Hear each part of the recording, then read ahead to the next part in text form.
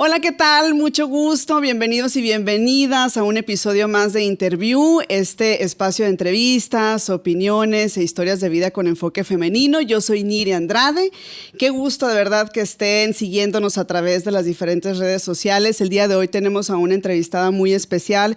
Me da muchísimo gusto recibir aquí con nosotros en este espacio a Malena Ríos Ortiz. Ella es una mujer originaria de Oaxaca, ella es joven, ella es una persona talentosa, se dedica a la música y tiene una historia muy interesante que nos va a compartir a continuación.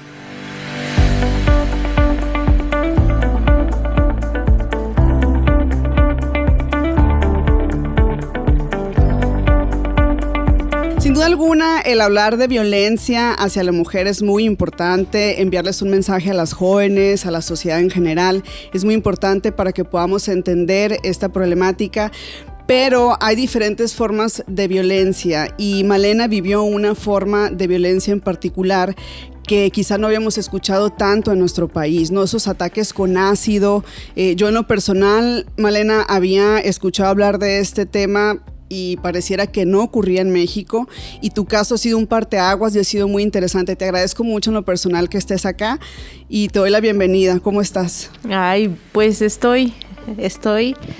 Gracias por tu espacio. Esa pregunta me gusta bastante porque de pronto decimos, oye, ¿cómo estás? Y por inercia decimos, bien, aunque estemos mal, ¿no?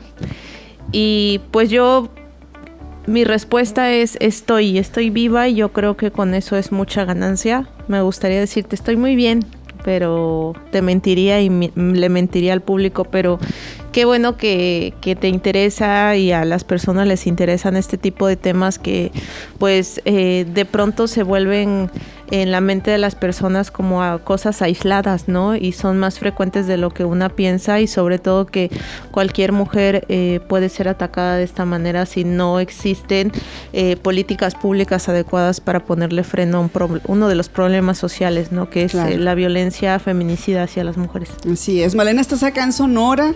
Nos da mucho gusto que estés por acá. Antes de empezar con todo esto, quisiera preguntarte cómo te defines, qué le dirías a la gente, quién es Malena. Ay, pues Malena, fíjate que a veces cuando me presento digo quién soy de la manera en cómo me hice conocida. Elena Ríos, así me conocen la saxofonista, la que agredieron con ácido. Pero a mí me gusta que me digan Malena porque así siempre me conocieron y siempre me nombraban desde que iba en el kinder. Mi familia, cuando voy a casa, me nombran de esa manera, y las personas que son muy íntimas conmigo me siguen hablando así, ¿no? Con ese nombre.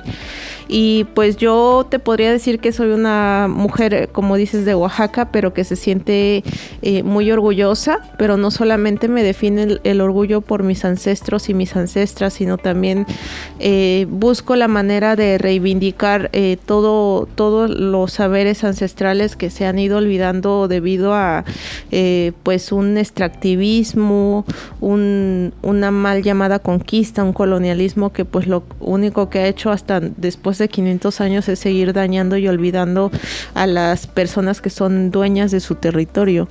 Entonces, pues esa soy yo, ¿no? De pronto a veces me dicen, oye, Malena, ¿y para qué otra cosa eres buena?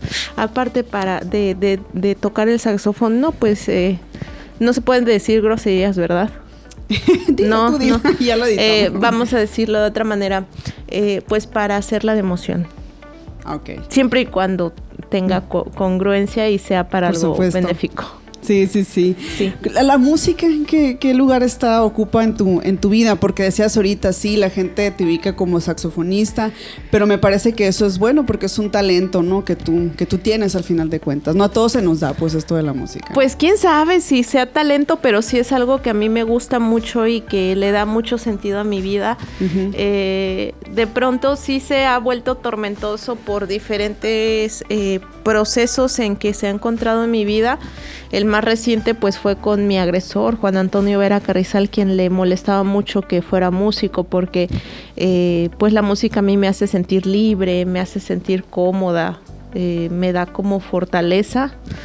y a una persona con exceso de poder y que este poder le permite pensar que es dueña de las personas y de las cosas que se le pueda ocurrir, y al ver que la música me hace sentir libre, pues le molestaba mucho, ¿no? Una de las cosas que me decía, y que inclusive todavía en una de las amenazas yo moribunda en el hospital, fue que cuidado y seguía tocando, ¿no?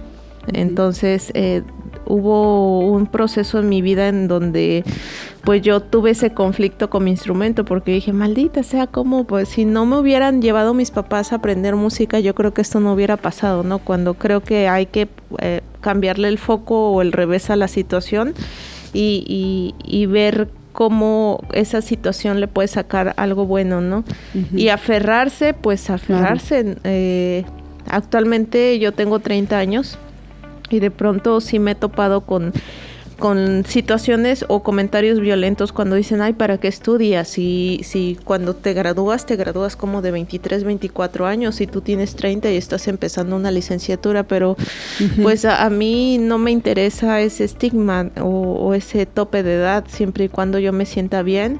Y creo que eso es lo que debemos de hacer todas las mujeres, porque yo me quiero dirigir especialmente a las mujeres, también a las compañeras trans, de que pues no importa tu edad, no importa a todo lo que te hayas que enfrentado o las condiciones, ¿no? Que a veces no lo permiten, siempre lucha por tus sueños. Yo desde muy pequeña mi sueño era estudiar en la UNAM y ahorita, a pesar de todas las adversidades, lo estoy haciendo. De pronto tratando de rescatar el semestre con tantas cosas, pero estoy, ¿no? Y es lo que a mí me motiva y me hace sentir muy feliz. Malena, ¿cómo conociste a Juan Vera?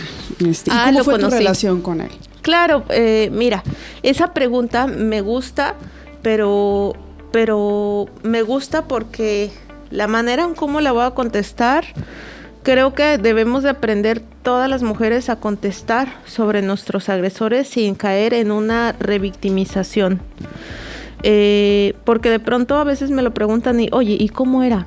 ¿Y por qué anduviste con él? Y esas preguntas están a veces fuera de lugar, pero sí es importante saber el origen de cómo vulneran este tipo de personas tu vida, pero sobre todo cómo se meten, ¿no? O cómo llegan a tu vida. Yo lo conocí en el trabajo porque él había solicitado a personal para comunicación social. Él era diputado local del PRI en el estado de Oaxaca.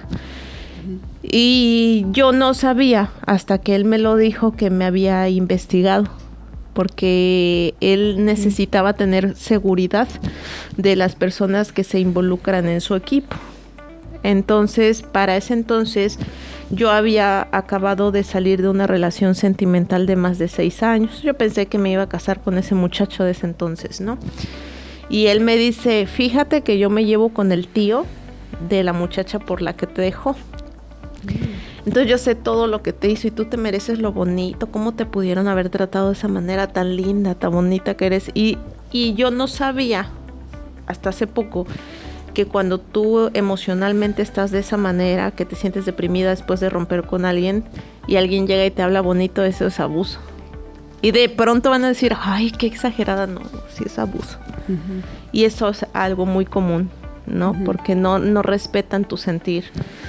Y en ese momento pues me habló bonito. Yo dije, pues yo creo que lo que necesita es que te hablen bonito, ¿no? Claro. Y eso me pasó con él y decidí tener una relación como él me lo había propuesto, pero no pasaron ni 2 meses y él se tornó muy violento, ¿no? En el sentido de que eres mía y no eres de nadie más, ya no vas a trabajar porque eres mía, yo soy tu dueño, y esa serie de cosas que de pronto se tienden a romantizar y se adoptan como el prototipo de amor, lo que debe de ser el amor, que te digan ese tipo de cosas y que si no te cela es porque no te quiere, ¿no? Yo la verdad me empecé a sentir muy incómoda y le dije que no me sentía bien. Y te topas, si evocamos el momento a la agresión cuando se empezó a difundir, yo creo que muchos habrán visto comentarios de que ay, tan fácil que era dejar la relación, pues si la amenazaba, ¿por qué no lo denunciaba, no? O seguramente era una interesada, o lo habrá engañado, o por ¿no? Entonces, pues, ¿cómo lo denunciabas? Y cuando le dije que no quería estar con él, me dijo, pero yo sé quién es tu papá, a dónde va tales días, tu mamá, tus hermanos, tus sobrinos. ¿Y qué haces cuando alguien te dice así? Te amenazó. Cuando te amenazas sin amenazarte. ¿Y cómo lo denuncias si era diputado y su amigo era el fiscal de Oaxaca? Es decir, estaba en el poder. Claro.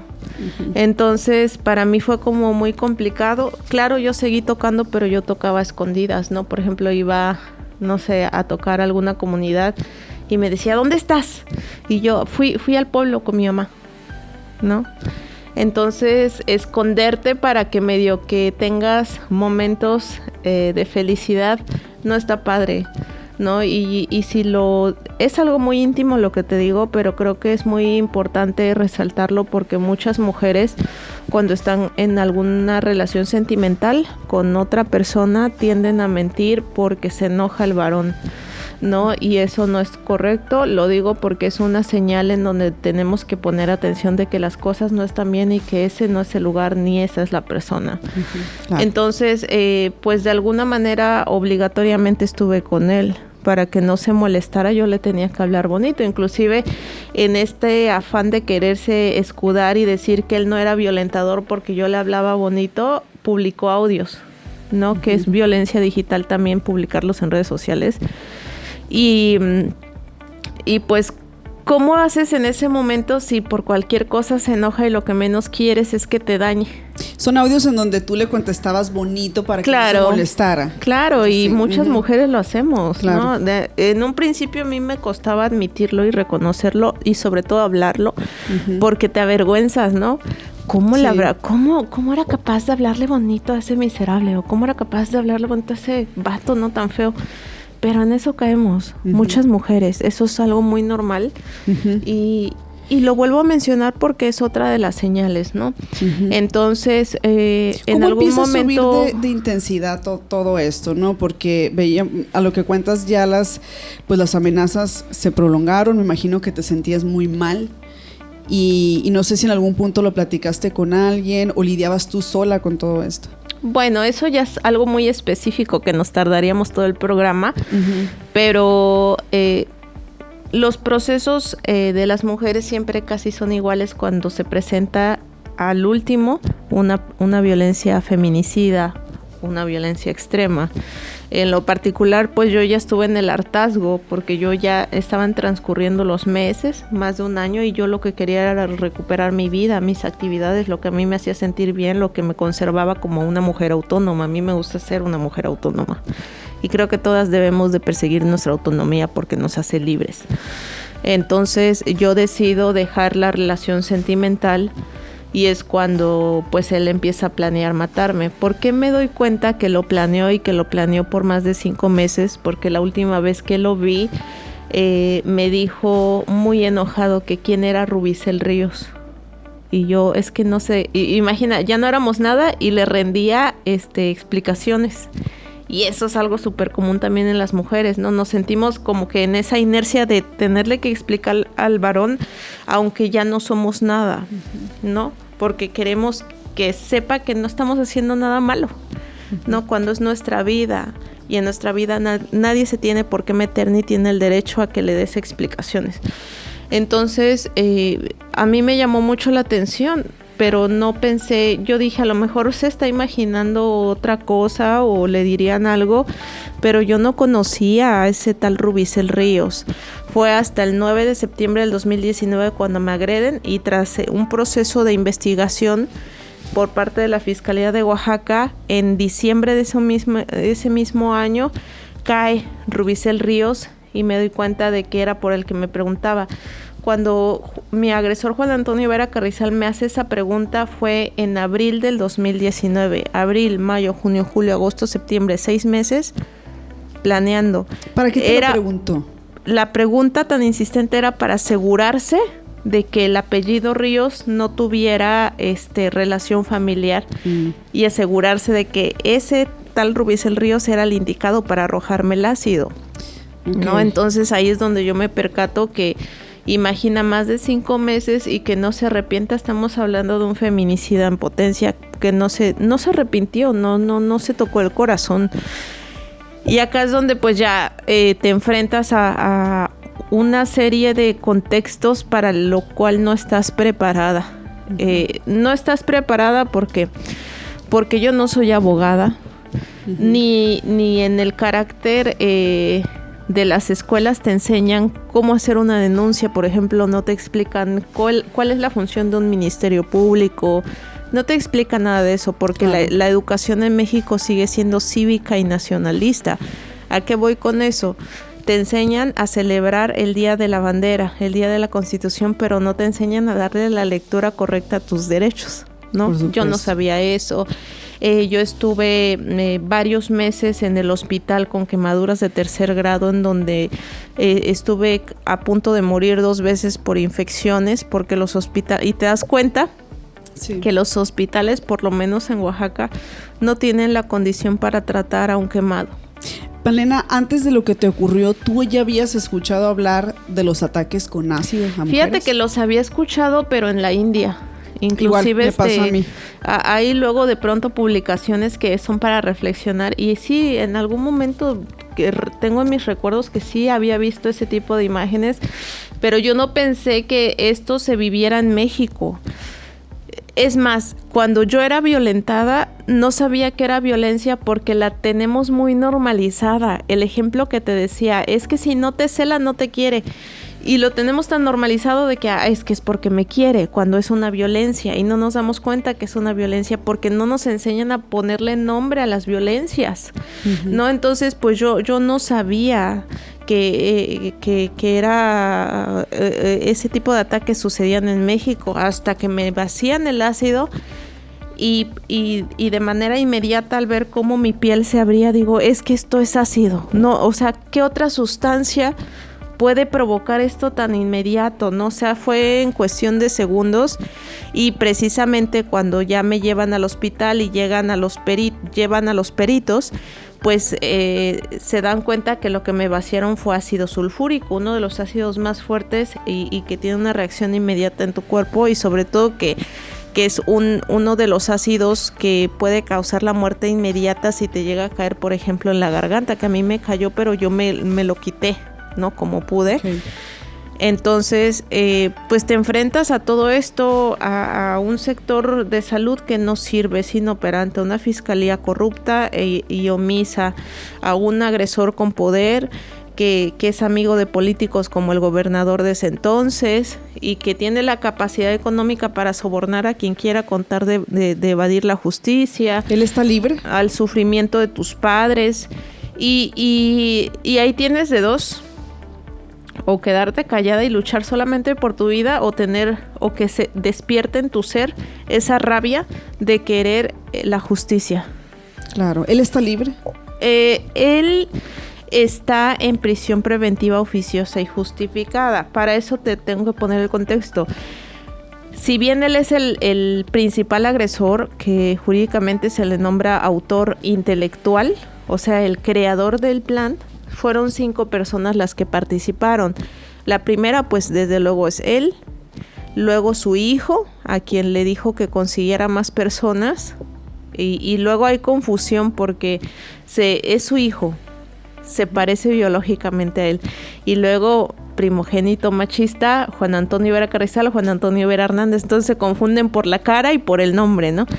Está otro que se llama Rubén Loaiza Charres, que ese ya es categorizado como autor material, y otros 2, Ponciano Ríos y Rubicel Ríos. Ponciano también estaba en la cárcel, pero pues falleció por razones que hasta la fecha no quedaron claras y que pues resultan muy convenientes para el agresor intelectual.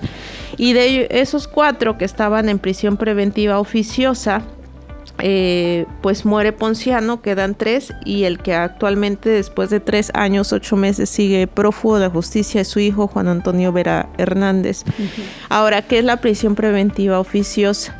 Es cuando los detienen y el juez los vincula a proceso. Ahora, ¿qué es una vinculación a proceso? Pues cuando dicen, al parecer hay pruebas que los vinculan, ya es un número, son sus palabras, hay pruebas, ¿no? Y el juez dice, ok, van a llevar el proceso, pero como es un delito grave el feminicidio, el proceso lo tienen que llevar encerrados, ¿no? Esa es la prisión preventiva oficiosa. Tiene término después de 2 años y meses.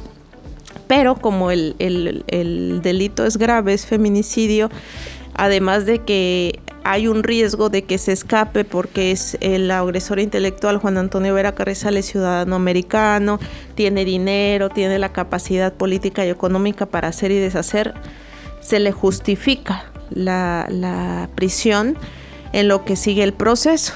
El hecho de que ellos estén llevando el proceso en la cárcel no quiere decir que ahí se van a quedar, porque es en lo que el proceso llega a una sentencia. Hasta que se llega a una sentencia es cuando el juez dice, como en las películas, se declara culpable y se va a quedar tantos años en la cárcel por tal delito, ¿no? Y es cuando en esa sentencia ya es definitiva, pero ahorita no hay sentencia. De pronto veo en redes sociales que dicen, ay, ya, ¿qué tanto quiere María Elena? Pues si ya está en la cárcel, ¿qué más quiere? Pues porque no quiero que salga, ¿no? Porque siempre está pidiendo salir. En enero de este año 2023 intentó salir con pruebas fabricadas y sobre todo sobornando a un juez, ¿no? Afortunadamente la apelación se resolvió a favor, pero también la visibilidad que le dieron ustedes como comunicadores y como sociedad civil, porque desafortunadamente duele lo que te voy a decir, pero es una realidad tan cruda. La sociedad nos tenemos entre nosotros, nada más. Y las instituciones actúan bajo presión, no porque no nos asista la razón, no porque sea un capricho de nosotros, pero solamente cuando todos ponemos los ojos en esa institución, ya tratan de hacer bien las cosas porque están los ojos sobre la institución, si no, no lo hacen. ¿Cómo le haces, Malena, para luchar por esto, ¿no? Porque supongo que además es un proceso el que vives desde el día del ataque, desde antes, porque te amenazaba, te violentaba, y después del día del ataque. Ayer que estaba escuchando decías que pues tus heridas no fueron de 15 días en sanar, evidentemente han sido muchas operaciones, muchas intervenciones, y todavía pues salir y luchar por el tema de la ley Malena, ¿no? Entonces, ¿cómo le haces? Pues la verdad a veces ni yo sé, creo que es la inercia de sobrevivir, es supervivencia, ¿no? A mí me gustaría decir, porque yo soy bien fuerte, no. Yo lo hago primero porque quiero vivir y porque quiero que mi familia esté viva y a salvo. Cuando el proceso en mi caso de alguna manera, si no avanza, por lo menos no se cae, y te das cuenta, yo me di cuenta que había más mujeres agredidas como yo y que están en la misma condición que yo. ¿Por ácido? Por ácido. Algunas por gasolina, por diésel, recientemente Keila por en Veracruz por sosa cáustica, en Oaxaca recientemente con tiner. Te queman con diferentes sustancias químicas, ¿no? Y cuando me doy cuenta realmente en qué consiste la violencia feminicida, que tampoco solamente puede ser por ácido, me asusta. Y de pronto he tenido la oportunidad en escoger una de dos. O irme del país porque el país está hecho un carajo. Y de pronto digo, ¿pero por qué yo? Si yo no maté, yo no robé, yo no le estoy haciendo nada a nadie, solamente estoy buscando justicia. Y decido quedarme. Y cuando tú te haces muy visible en los medios, las mujeres se acercan y empiezan a creer en ti. Ya no te puedes echar para atrás. Y es esta credibilidad y este cariño que se recibe por parte de muchas mujeres que no he tenido la fortuna de conocer a todas y que probablemente no las voy a conocer a todas. Es este cariño el que te sigue impulsando, ¿no? Porque si bien el principal y el primero es el cariño y el amor familiar, porque si yo no estuviera acá platicando contigo, claro, si no fuera por el cuidado de mis padres, de mis hermanos.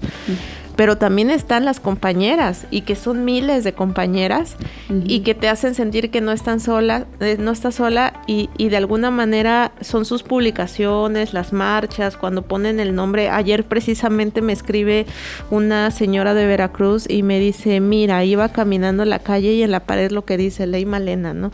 Y todos esos gestos para mí son gestos de amor, y para mí es como, échale ganas, sí, pues. Claro.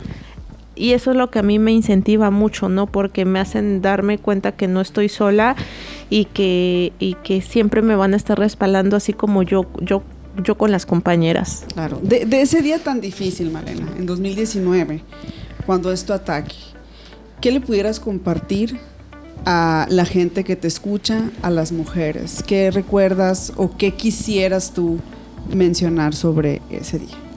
Pues fíjate que yo no te podría decir o describir qué se siente, porque te necesitan quemar para que tú entiendas qué se siente.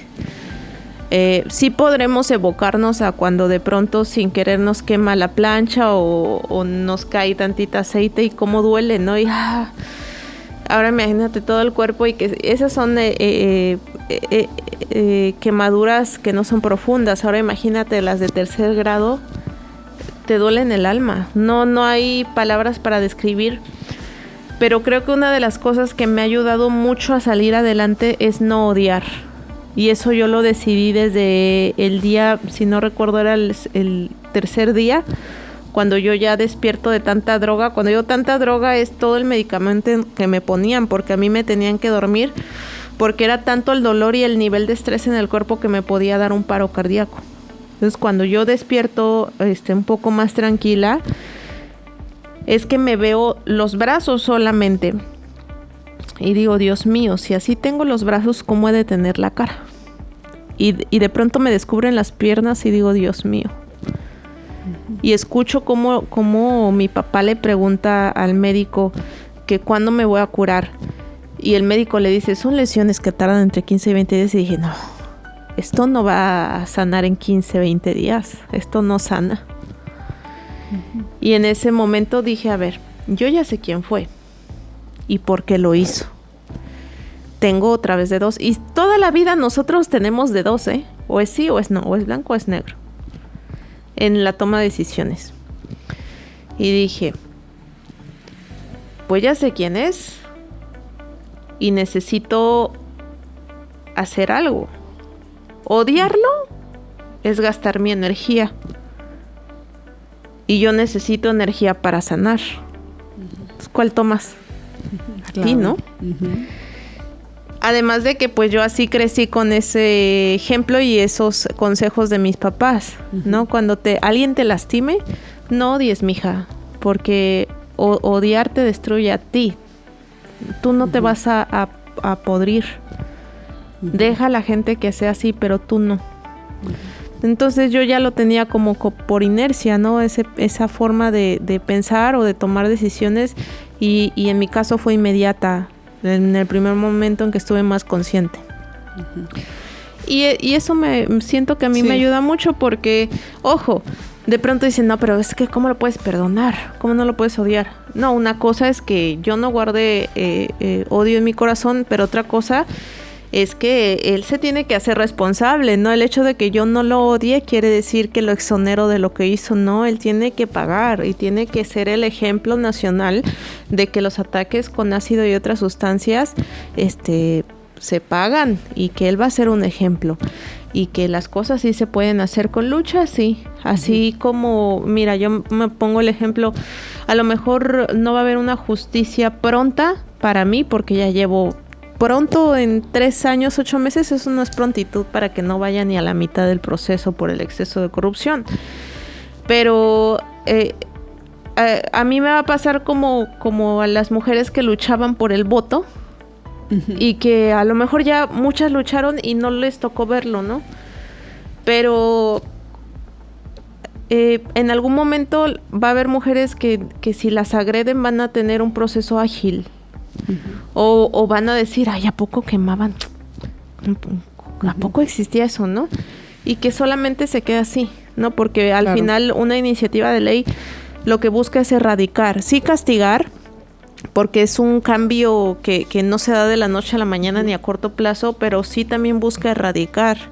Entonces es lo que a mí me gustaría, ¿no? Lo que no fue para mí que sea para compañeras. Claro. Malena, ¿qué te gustaría que las mujeres, la sociedad e incluso los hombres, que para ellos puede resultar incómodo hablar de esto? Bastante. ¿Qué te gustaría que aprendiéramos de lo que te pasa? Bueno, yo creo que ahora sí va un mensaje a los hombres, ¿no? A los varones.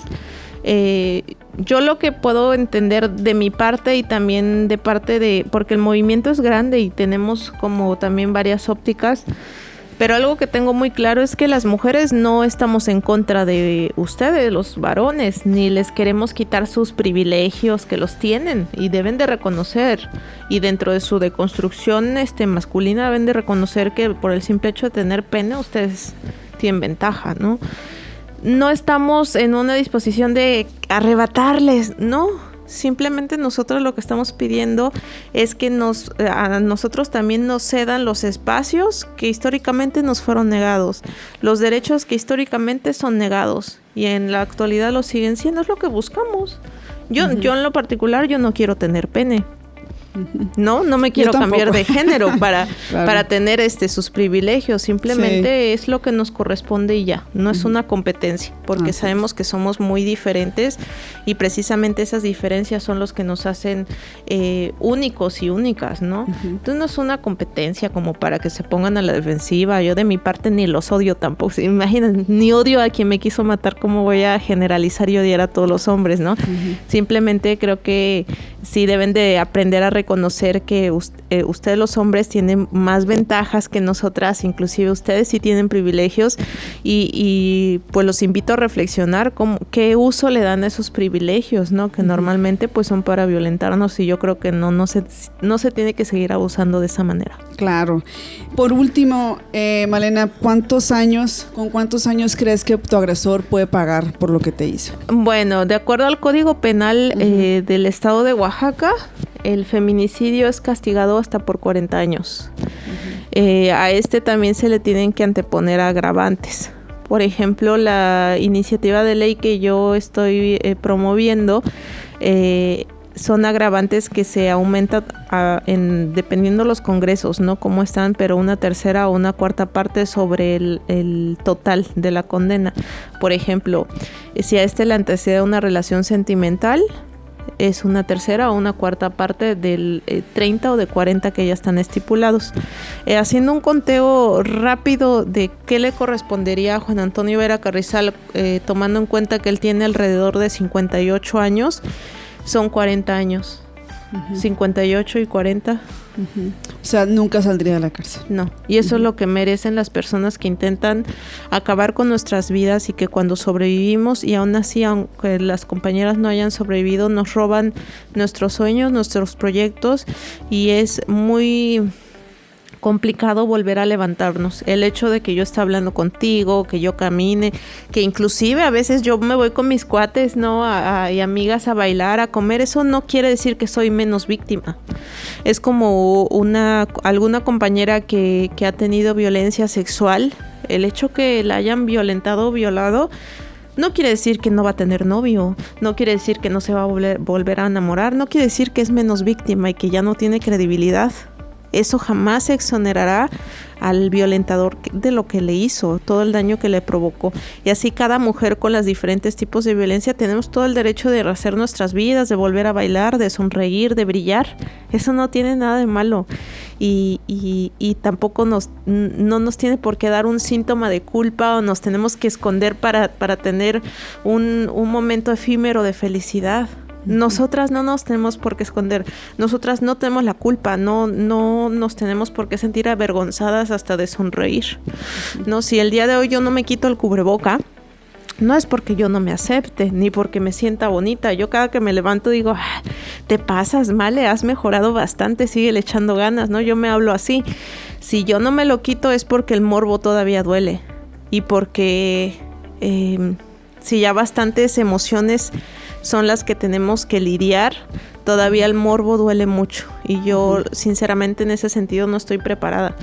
pero en algún momento yo me la voy a quitar cuando los médicos me digan, llámale, hasta acá te pudimos mejorar y hasta acá se puede, ¿no? Uh-huh. Y yo voy a decir muchas gracias y esta soy yo. Muy bien. Malena, muchísimas gracias. Para mí ha sido un placer, un honor tenerte por acá, sobre todo porque tu testimonio va a servir muchísimo para otras mujeres que han sufrido algún tipo de violencia. Tu caso ha sido importante. Evidentemente no queremos más violencia para las mujeres, pero sí es importante conocer en voz de quienes lo han vivido esa experiencia para que a la sociedad en general nos sirva a todos y a todas. Muchísimas gracias. No, al contrario, y si me permites un minuto extra, adelante, claro que sí. Pues a mí me gustaría que si alguna persona que está viendo este espacio y ha pasado por algo similar, yo entiendo que lo primero que hace el violentador es intimidarte, porque a mí me pasó y yo estuve a punto de no denunciarlo. Que no tengan miedo. Yo espero que pronto la reforma que estoy proponiendo pueda estar en Sonora, y con esto, si tú que me estás escuchando eres un familiar de algún legislador o legisladora, yo creo que tenemos que hacer a un lado las diferencias partidistas dentro de los congresos y reconocer que esto es un problema social que le puede pasar hasta a tu hija o a tu esposa o a tu hermana. Entonces yo hago la invitación para que podamos ponernos de acuerdo en el Congreso local de Sonora y este tipo de agresiones con ácido y sustancias químicas puedan ser tipificadas como feminicidio o feminicidio en grado de tentativa en caso de que sobrevivan. De pronto escucho que dicen, es que acá no ha habido casos que agredan a mujeres, ¿no? Entonces los tiene que haber para que de verdad, y ustedes qué saben si no han agredido a mujeres y no se han atrevido a denunciar. Además, aunque eso fuera cierto, establecer una reforma en Sonora es también una forma de prevenir y erradicar ese tipo de violencia para que no suceda. Muchas gracias, Malena, y muchas gracias a ustedes por seguir este espacio Interview con Iria Andrade. Me despido, hasta la próxima, y no olviden seguirnos ahí en redes sociales y por supuesto compartir esta entrevista tan pero tan interesante que nos concedió el día de hoy Malena. Hasta pronto.